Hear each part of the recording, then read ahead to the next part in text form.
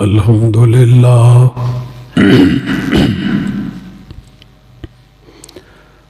الحمد لله نحمده ونستعينه ونستغفره ونؤمن به ونتوكل عليه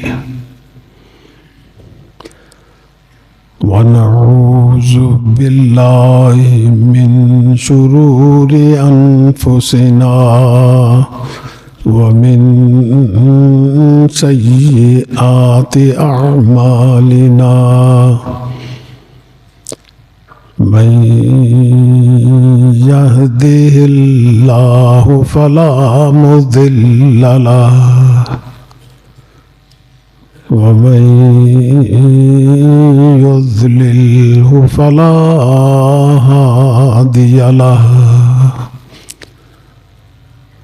ونشهد أن لا إله إلا الله وحده لا شريك له ونشهد أن سيدنا ونبينا ومولانا محمدا عبده ورسوله صلى الله تعالى على خير خلقه محمد وآله وأصحابه أجمعين أما بعد فأعوذ بالله من الشيطان الرجيم بسم الله الرحمن الرحيم حاميم والكتاب المبين إنا أنزلناه في ليلة مباركة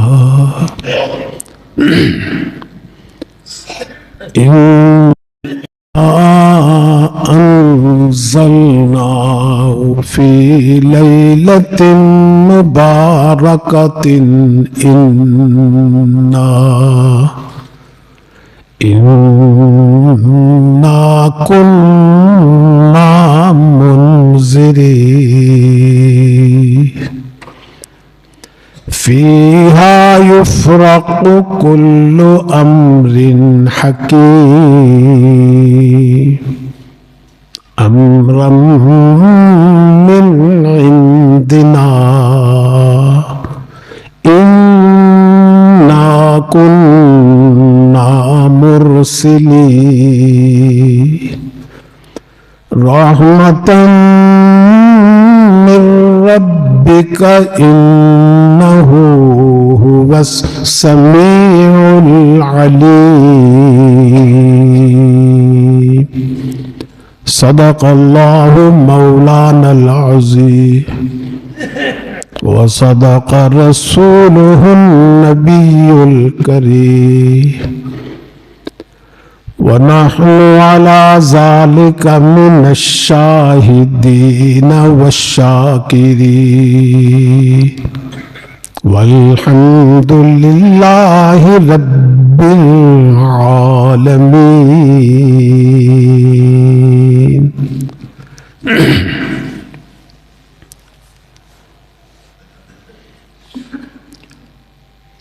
بزرگان محترم اور برادران عزیز، اسلامی کیلنڈر کے اعتبار سے قمری جنتری کے لحاظ سے سن ہجری کے 8ویں مہینے میں آج ہم اور آپ موجود ہیں، جس کا نام ہے شعبان المعظم۔ اور اس مہینے کا بھی اب دوسرا عشرہ شروع ہو چکا ہے۔ یہ مہینہ بھی بڑی عظمت والا ہے، بڑی فضیلت والا ہے، خود اس کے نام سے بھی ظاہر باہر ہے کہ شعبان کا وہ مہینہ جو عظمت دیا گیا ہے۔ شعبان المعظم، معظم کا معنی عظمت دیا ہوا، عزت دیا ہوا۔ اس مہینے کے کئی عظمتیں ہیں، کئی فضائل ہیں، اس میں کئی مخصوص اعمال بھی ہیں اس مہینے کے۔ سب سے پہلے تو سرکار دو عالم صلی اللہ علیہ وسلم کا ارشاد گرامی ہے، فرماتے ہیں اے مسلمانوں، شعبان کا مہینہ جب آئے تو اس کی تاریخ کو شمار رکھا کرو، اس کے دنوں کو شمار کرتے رہا کرو۔ کیوں؟ فرمایا رمضان کے لیے،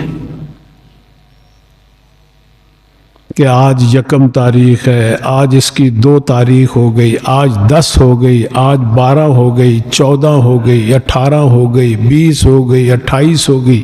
اس طرح فرمایا کہ یاد رکھا کرو، گنتے رہا کرو بھی آج کیا تاریخ ہے۔ اور کیوں یہ ہدایت دے رہے ہیں؟ رمضان کے لیے، کہ تاکہ رمضان کے مہینے کی تاریخ میں کوئی خلل نہ آئے۔ کیونکہ شعبان کا مہینہ جب ہم گنتے رہیں گے تو ہمیں پتہ چل جائے گا کہ آج 29 تاریخ ہے، چاند دیکھیں گے، آج 30 تاریخ ہے، رمضان کا مہینہ شروع ہو جائے گا۔ یہ تو آپ کا ارشاد گرامی ہے۔ پھر خود سرکار دو عالم صلی اللہ علیہ وسلم نے اس پر عمل کر کے بھی دکھایا، کیونکہ حدیث میں آتا ہے کہ حضور اکرم صلی اللہ علیہ وسلم جو اہتمام شعبان کے مہینے کے چاند دیکھنے میں کرتے تھے، کسی مہینے کے چاند دیکھنے میں اتنا اہتمام نہیں کرتے تھے۔ خود بھی عمل سے بھی ثابت کیا۔ تو اس مہینے کے بارے میں 2 حدیثیں ہمارے سامنے آ گئی، قولی بھی کہ آپ کا ارشاد مبارک اس کو قول کہتے ہیں، عملی بھی کہ آپ نے اپنے فعل مبارک کے ساتھ بھی کر کے دکھایا۔ تو جو چیز آپ کے قول سے بھی ثابت ہو جائے، آپ کے عمل سے بھی ثابت ہو جائے، وہ کام بڑا اہمیت کا حامل، فضیلت کا حامل ہو جاتا ہے۔ اور میں نے پچھلے مہینے کے شروع میں بتایا تھا کہ سرکار دو عالم صلی اللہ علیہ وسلم پھر ایک دعا بھی مانگتے تھے جب رجب کا چاند دیکھتے تھے، اس میں بھی شعبان کا ذکر آتا ہے۔ فرمایا کہ اللہم بارک لنا فی رجب و شعبان وبلغنا رمضان۔ اے اللہ، رجب کے مہینے میں بھی ہماری زندگیوں میں برکت دے، نیکیوں میں برکت دے، پھر آگے شعبان، یہ جس مہینے میں آج ہم اور آپ موجود ہیں، اس مہینے کو بھی شامل کر کہ یا اللہ اس مہینے میں بھی ہماری نیکیوں میں برکت دے، نیک اعمال میں برکت دے، زندگیوں میں برکت دے، رمضان تک پہنچا دے۔ دعا میں بھی اہتمام جو کر رہے ہیں رمضان کی آمد کا، چاند دیکھنے میں بھی شعبان کے مہینے کا دیکھ رہے ہیں، چاند شعبان کے مہینے کا، لیکن نظر ہے آپ کی رمضان کے اوپر۔ تو یہ عمل آپ صلی اللہ علیہ وسلم کا اب بھی اس پر عمل کر سکتے ہیں، ہم اور آپ بھی سنت سمجھ کے ثواب ملے گا۔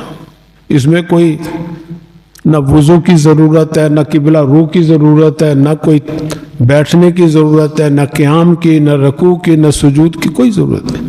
صرف یہ شمار کرنا بھی آج شعبان کی کیا تاریخ ہے، آج 12 تاریخ ہے، ایک دو دن کے بعد پھر دماغ پہ زور دو، کیلنڈر کو دیکھ لو بھی کیا تاریخ ہے شعبان، کتنے دن رہ گئے رمضان میں، تاکہ دل کی توجہ، دماغ اور ذہن ہمارا جو ہے شہر اللہ کی طرف ہو جائے، جیسے اللہ کے نبی کا ہوتا تھا۔ ایک تو یہ ہدایت ملتی ہے اس مہینے میں، مفت کا ثواب ہے، اس میں کوئی مشقت بھی نہیں برداشت کرنی پڑتی، اور بھئی ایک اس میں رات بھی آ رہی ہے، ایک مبارک رات، اور یہ جو میں نے سورہ دخان کی آیتیں پڑھی ہیں، اس میں جس رات کا ذکر آ رہا ہے، بعض مفسرین کی رائے یہی ہے کہ اس میں یہ جو رات، آج 12 تاریخ ہے نا، 2 دن کے بعد 14 تاریخ آ جائے گی، اتوار کا دن ہوگا، اتوار کا جب سورج غروب ہوگا پھر جو رات شروع ہوگی وہ 15ویں شب ہوگی۔ قرآن کی اس آیت کی روشنی میں وہ لیلہ مبارکہ ہے، اس لیے اللہ تعالیٰ خود فرما رہے ہیں، فرمائے کہ انا انزلناہ فی لیلۃ مبارکہ، ہم نے اس کو مبارک رات میں نازل کیا۔ بعض لوگوں کو یہ مشکل پیش آتی ہے کہ بھئی ایک تو جب رمضان شریف آتا ہے اس میں لیلۃ القدر آتی ہے، اس میں آپ کہتے ہیں کہ جی قرآن لیلۃ القدر میں نازل ہوا، کوئی شک نہیں، لیلۃ القدر میں بھی نازل ہوا ہے، لیلہ مبارکہ میں بھی نازل ہوا۔ اصل میں قرآن کریم کے نزول کے 2 قسمیں ہیں، ایک تو اللہ تعالیٰ نے سارا قرآن کریم جو احکامات تھے سب کے سب یک مشت نازل فرما دیے، یک لخت نازل فرما دیے آسمان دنیا پر، اور پھر آسمان دنیا سے سرکار دو عالم صلی اللہ علیہ وسلم کے قلب اطہر پر، سیرہ مبارک پر پھر نازل فرمائے آہستہ آہستہ، تدریجاً، درجہ بدرجہ۔ اس لیے عربی گرامر سے جو لوگ واقف ہیں وہ جانتے ہیں کہ کہیں اللہ تعالیٰ قرآن کے نزول کا ذکر فرما رہے باب افعال کے ساتھ جیسے یہاں، اور کہیں باب تفعیل کے ساتھ۔ باب تفعیل جیسے فرمایا کہ انا نحن نزلنا الذکر وانا له لحافظون، نزلنا صرفنا کے وزن پہ، یہاں مطلب تھوڑا تھوڑا نازل کیا ہم نے قرآن، اور جہاں فرمایا انا انزلنا، یک لخت نازل کر دیا سارا۔ تو قرآن کے نزول کی 2 قسمیں ہیں، ایک تو 30 پارے کے پارے اللہ نے سارے اکٹھے نازل کر دیے آسمانی، وہاں سے پھر تھوڑا تھوڑا کر کے، تھوڑا درجہ بدرجہ جس کی ضرورت محسوس ہوتی تھی ہمیں، اللہ اس کو نازل کر دیتے۔ تو فرمایا کہ اس رات میں اللہ نے سارا نازل کر دیا تھا۔ تو اس لیے یہ کوئی مشکل بات نہیں ہے کہ اس آیت میں جس رات کا ذکر ہے وہ شب برات کا ہی ذکر ہے، لیلہ مبارکہ کا ہی ذکر ہے۔ چلیے بھی اس آیت میں تو دونوں احتمال ہیں، بعض مفسرین کہتے ہیں کہ یہاں لیلہ مبارکہ سے لیلۃ القدر ہی مراد ہے، بعض کہتے ہیں نہیں صاحب لیلہ نصف شعبان مراد ہے، 15ویں شب مراد ہے۔ چلیے ہم اس بحث میں نہیں پڑھتے، ہم احادیث کو دیتے ہیں اس کے سرکار دو عالم صلی اللہ علیہ وسلم کا اس رات کے بارے میں کیا عمل تھا۔ بہت سی حدیث کی کتابوں میں یہ حدیث موجود ہے، اور کئی حدیثیں موجود ہیں اس رات کے بارے میں، 15ویں شب کے بارے میں۔ 10 صحابہ نقل کر دے فضیلت 15ویں شب کے۔ ایک حدیث میں آتا ہے کہ حضرت عائشہ صدیقہ رضی اللہ تعالی عنہا فرماتی ہیں کہ شعبان کے مہینے میں یہی 15ویں شب تھی، سرکار دو عالم صلی اللہ علیہ وسلم تشریف فرماتے میرے حجرے میں، آرام فرماتے بستر استراحت پر۔ رات کے کسی حصے میں جب حضرت عائشہ رضی اللہ تعالیٰ عنہ کی آنکھ کھلی، دیکھا کہ بستر خالی ہے۔ آپ کی جو آرام گاہ ہے وہاں آپ موجود نہیں ہیں۔ تو حضرت عائشہ رضی اللہ تعالی عنہا کو اندیشہ ہوا ابھی کہاں گئے۔ اب یہ بھی ہو سکتا ہے کہ پتہ نہیں کسی اور بیوی کے گھر نہ چلے گئے ہوں۔ دیکھو نا، جب ایک سے زائد بیوی ہو تو یہ خیال اپنے آپ بشری تقاضے کے تحت ہر عورت کے ذہن میں آتا ہے۔ اور پھر یہ محبت کی وجہ سے کہ بھئی رات کے اندھیرے میں، تاریکی میں اللہ کے نبی میرے خامن کہاں تشریف لے گئے، ذرا میں تلاش تو کروں۔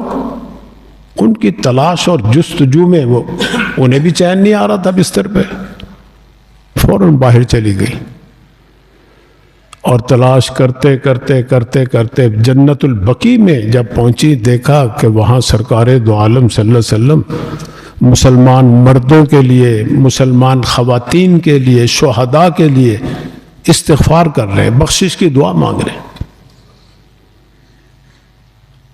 آپ نے ان کا یہ عمل دیکھا، سنا، واپس آ گئی چپکے چپکے۔ سرکار دو عالم صلی اللہ علیہ وسلم بھی فارغ ہو کے واپس آ گئے اپنے بستر پہ۔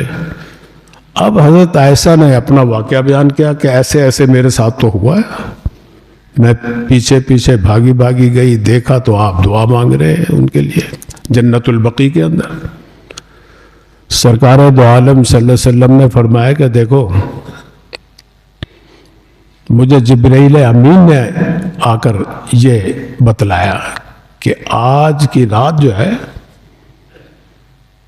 یہ شعبان کی 15ویں شب ہے، اور آج کی رات میں اللہ تعالی اپنے رحمت خاصہ سے بنو کلب قبیلہ ہے ایک، اس کی جتنی بکریاں ہیں، ان بکریوں کے اوپر جتنے بال ہیں، اللہ تعالیٰ ان بکریوں کے بالوں سے زیادہ ان گناہگاروں کی بخشش و مغفرت فرماتے ہیں جن پر جہنم واجب ہو چکی ہوتی ہے۔ یہ مجھے جبرائیل امین نے کہا، تو اس لیے میں ان کے لیے بخشش مانگ رہا ہوں، مغفرت مانگ رہا ہوں۔ تو اس حدیث سے پتہ چلا کہ اس رات میں اپنی بخشش و مغفرت کی زیادہ سے زیادہ دعا کرنی چاہیے، اللہ تعالیٰ ضرور معاف کر دے، جہنم بھی واجب ہو پھر بھی معاف کر دیتے۔ اسی طرح حضرت عائشہ صدیقہ فرما رہی ہے کہ اس رات میں آپ صلی اللہ علیہ وسلم کھڑے ہو کے عبادت کر رہے ہیں۔ اب قیام کیا آپ نے، قیام کے بعد رکوع کیا، پھر سجدے میں چلے گئے۔ اب عائشہ فرماتی ہیں میں دیکھ رہی ہوں عائشہ سجدے سے نہیں اٹھ رہے، بھئی قیام کیا، رکوع کیا، قومہ کیا، پھر سجدے میں چلے گئے، اب سجدے سے اٹھے جلسہ کرے نہیں، پڑے ہوئے سجدے میں پڑے ہوئے۔ مجھے یہ اندیشہ لاحق ہوا کہ کہیں آپ کا وصال تو نہیں ہو گیا۔ یہ بھی نصف شعبان کی بات کر رہی ہیں، شعبان کی 15ویں شب کی بات کر رہی ہیں کہ اس رات آپ اتنی عبادت کر رہے ہیں، اتنا لمبا سجدہ کر رہے ہیں۔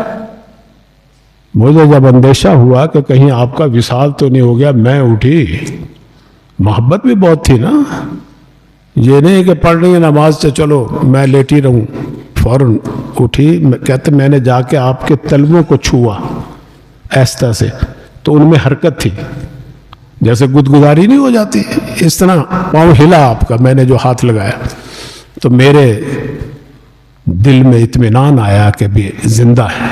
میں پھر جا کے لیٹ گیا اپنے۔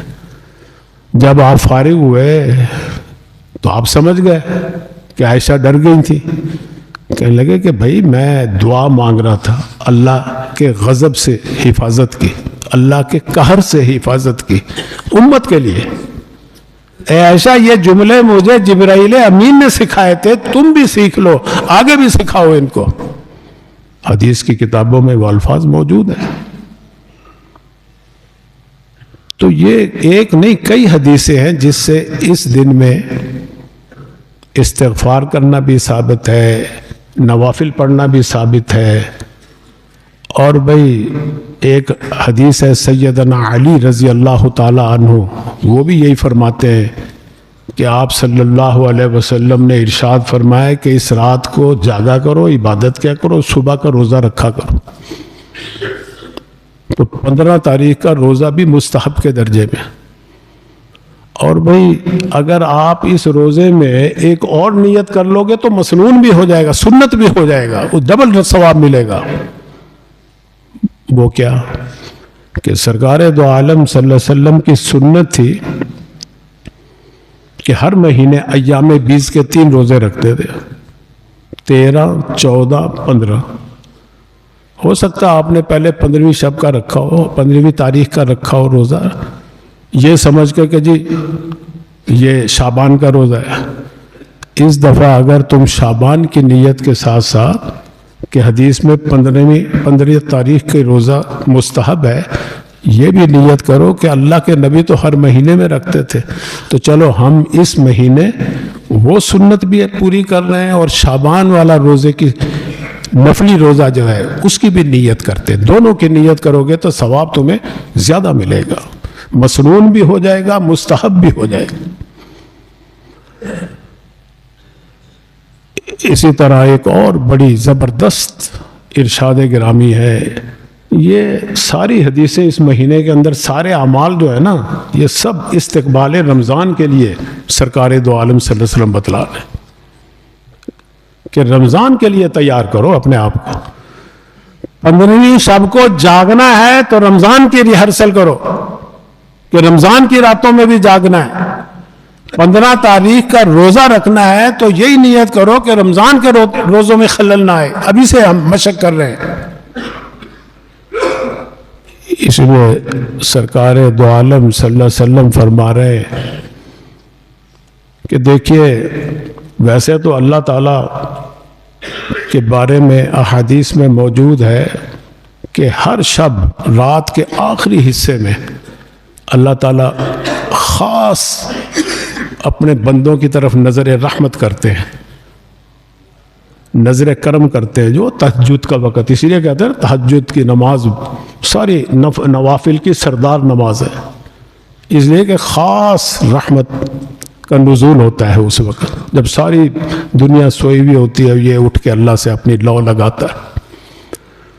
لیکن بھی کچھ راتیں ایسی ہیں کہ اللہ تعالیٰ سورج کے غروب ہونے سے ہی آسمان دنیا پر متوجہ ہو جاتے ہیں، جیسے لیلۃ القدر، جیسے یہ جو رات آ رہی ہے لیلۃ البرات، یہ لیلۃ البرات ہے، بارات نہیں ہے۔ بارات تو وہ ہوتی ہے نا جو دولہے کے ساتھ ہوتی ہے، ہم نے اس رات کو بھی وہ دولہے والی بارات بنایا ہوا ہے کہ جی رات کو حلوہ پکا لو، پوڑے پکا لو، ہاں جی جیسے بارات میں لے کے جاتے ہیں نا ڈھول ڈھمکے باجے گولے، آتش بازی کا مظاہرہ کرتے، اس رات میں بھی جناب آتش بازی کا کیوں جی؟ یہ بارات جو ہے شب بارات ہے، شب بارات نہیں ہے، یہ شب بارات ہے۔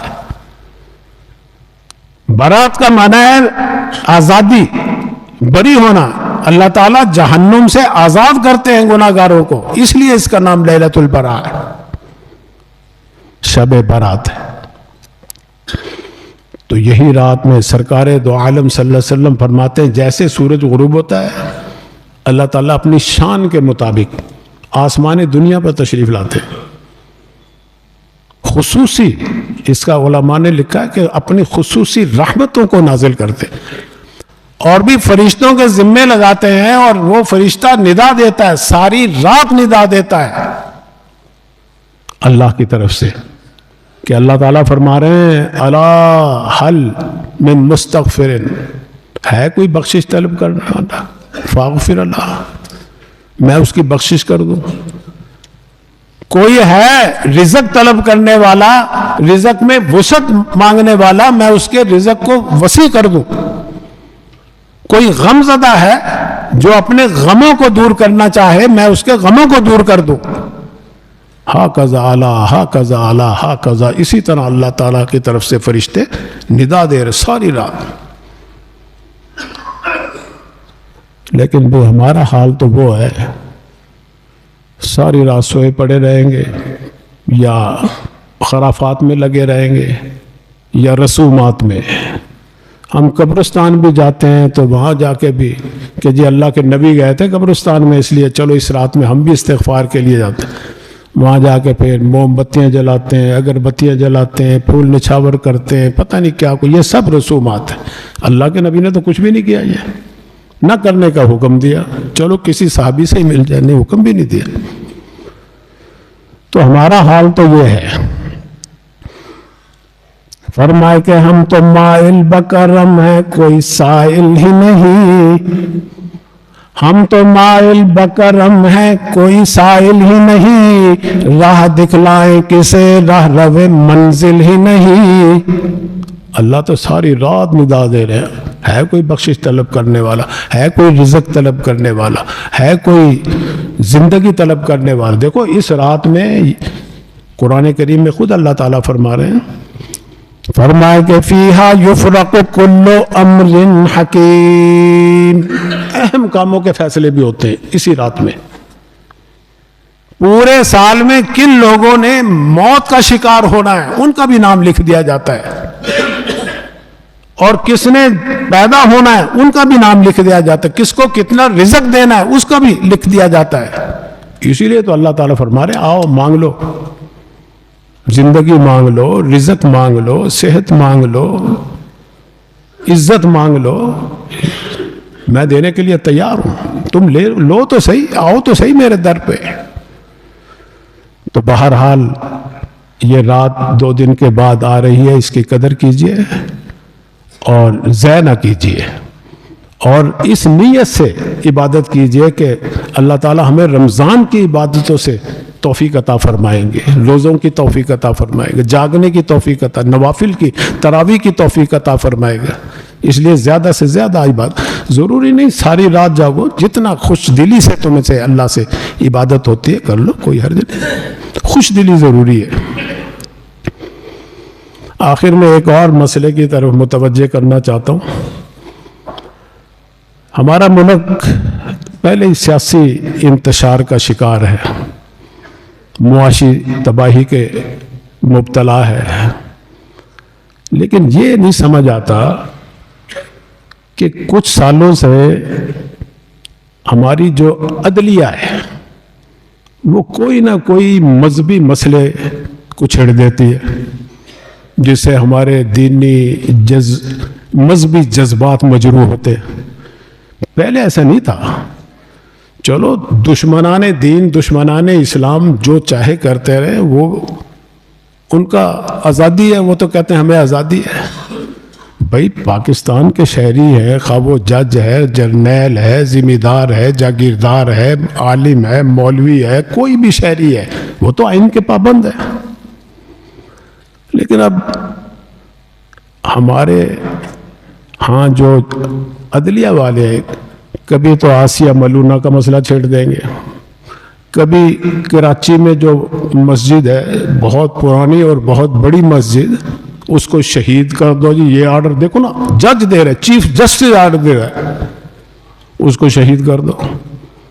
اب کبھی یہ ہے کہ جی مرزائیوں کو سپورٹ کر دو, ان کی حمایت کرو جی, ان کی یہ دفعہ نہیں لگتی, وہ دفعہ لگتی. بھائی اگر تمہیں سمجھ نہیں ہے دین کی, مذہب سے تمہارا تعلق نہیں ہے, تو جس طرح یہ جج حضرات کوئی قانونی نکتہ ہو, کوئی قانونی مسئلہ ہو, کوئی آئین کا مسئلہ ہو, تو یہ بڑے سے بڑے وکیل کو بلا لیتے کہ جی ہماری ہیلپ کرو اس میں.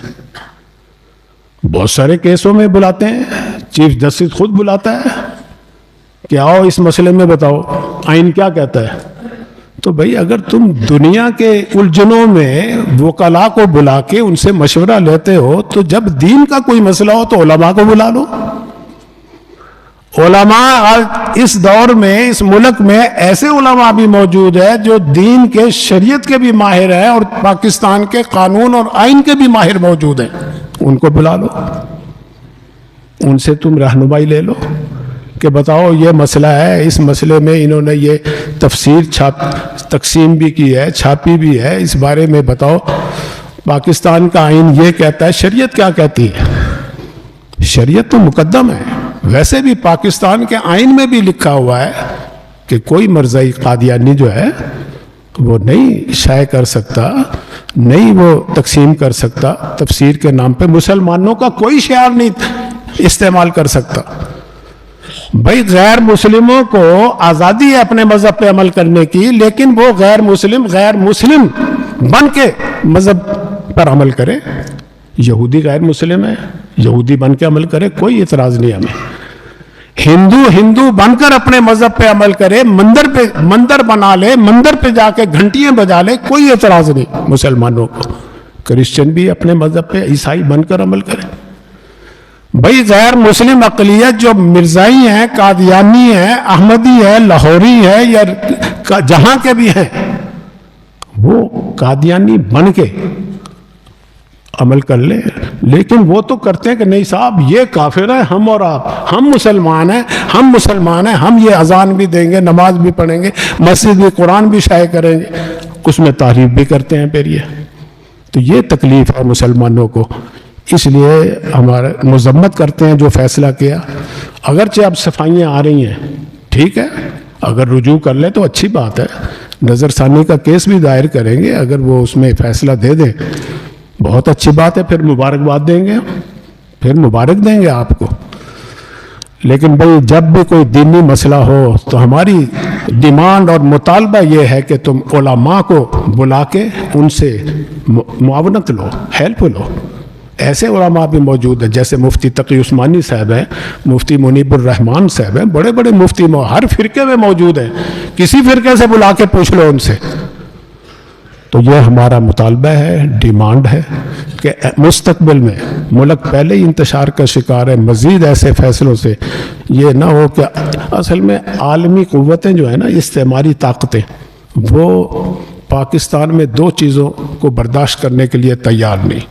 اس کے لیے پھر وہ ہر وقت کوئی نہ کوئی شوشہ چھوڑتے ہیں. ہمارے ٹمپریچر ہمارا وہ ٹیسٹ کرتی ہے. ایک ایٹمی قوت کہ یہ تباہ ہو جائے, ختم ہو جائے. دوسری ہماری ایمانی قوت, ایمان کو ختم کرنا چاہتے ہیں کہ ایمان ختم ہو جائے تو پھر یہ ہو جائیں گے ہمارے جیسے ہی, کیونکہ اعمال تو ان کے بہت اچھے ہیں, ایمان نہیں ہے ان سے.